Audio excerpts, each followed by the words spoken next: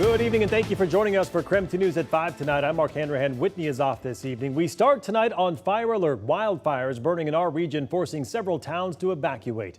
Take a look at your screen. These are where those evacuations are. The entire town of Tyler is ordered to evacuate for a 300-acre wildfire.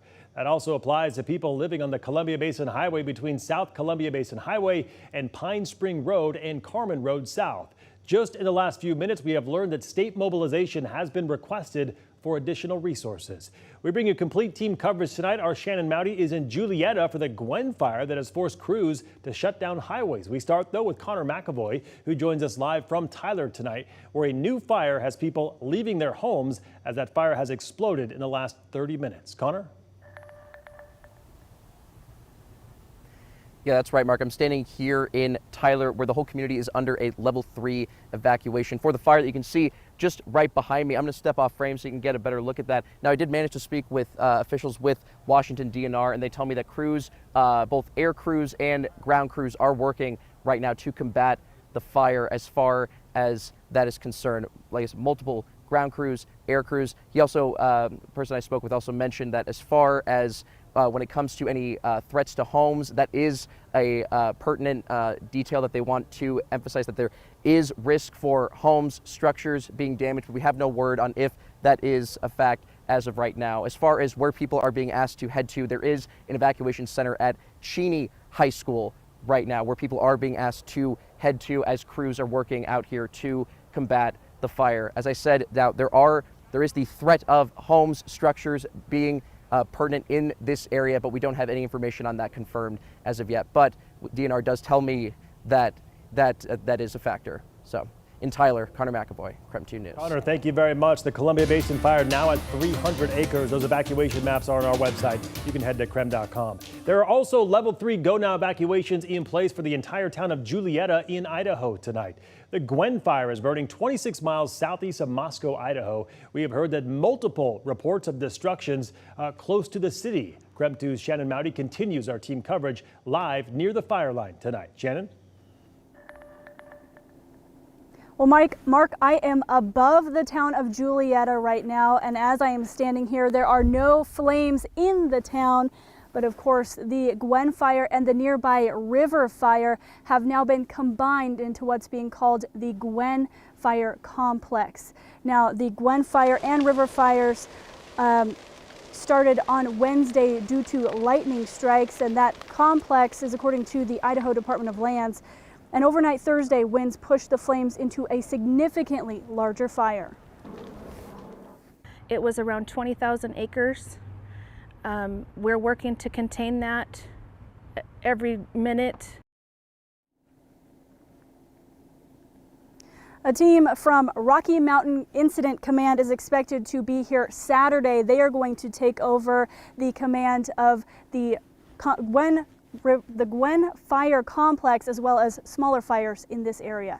Shannon Mowdy, KREM 2 News. All right, Shannon, thank you very much. And now to an update on the Swawilla fire and Bridge Creek fire, both burning near Keller. Level 3 go now evacuations remain in effect for the entire town of Keller and the surrounding areas for, again, that Swawilla fire. It has burned more than 30,000 acres. It's just 10% contained tonight. Fire officials are predicting the fire to reach Keller and push towards the Buffalo Lake area.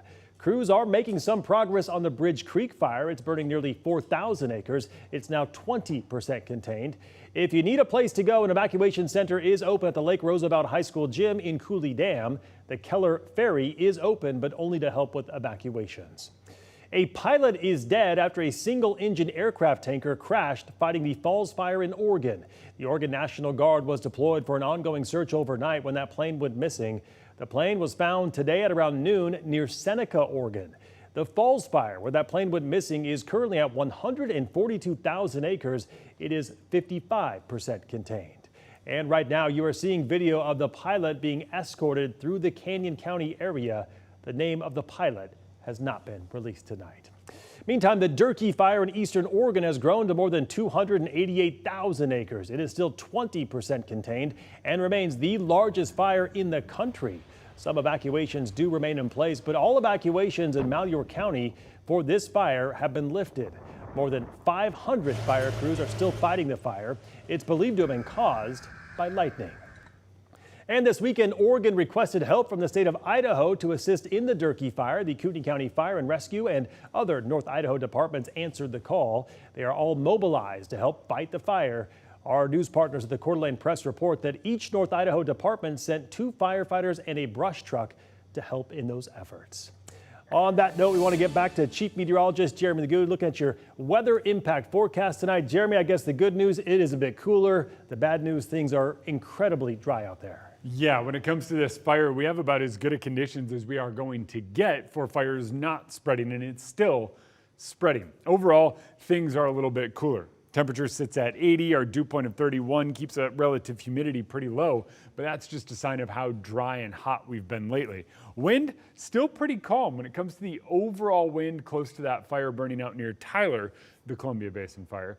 It's still rather light and variable, but we're talking enough smoke that you can see it going up into the atmosphere. There's all of that smoke moving, going over the top of Cheney. You can likely see it if you look out west of Spokane.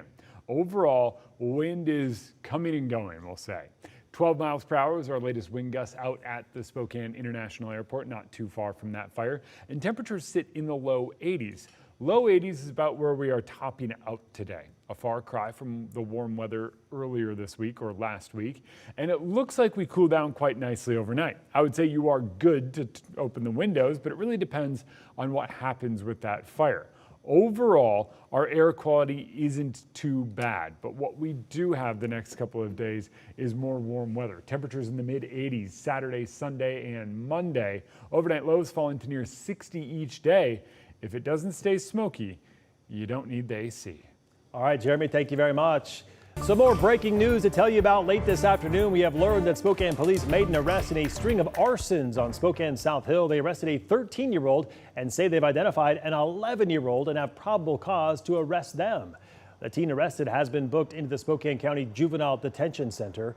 Over the last week, more than a half a dozen fires have been started on the South Hill, including one at a car wash on Regal Street that caused more than $150,000 in damage. A tragic update to a story that we first reported on Monday. A 5-month-old has died after being allegedly beaten by its mother. 22-year-old Amlian Harry was in court on Monday facing charges of assault of a child.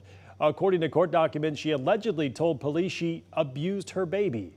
The child had been in critical condition since Sunday, but succumbed to its injuries overnight. Harry is now being charged with first-degree murder.